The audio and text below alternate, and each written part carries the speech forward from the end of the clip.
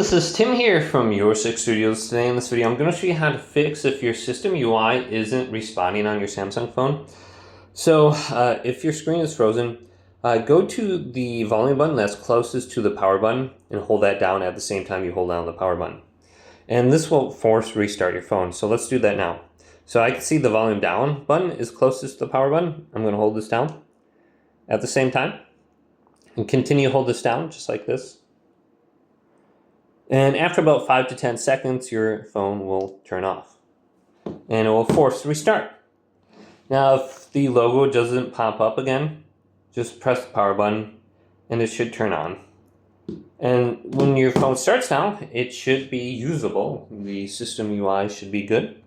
Just give it some time, close some apps in the background, and you should be good to go from here on out. Hopefully this video did indeed help you out. If it did, leave it a big thumbs up and subscribe to my channel down below. More tech videos coming up next on Your Six Studios.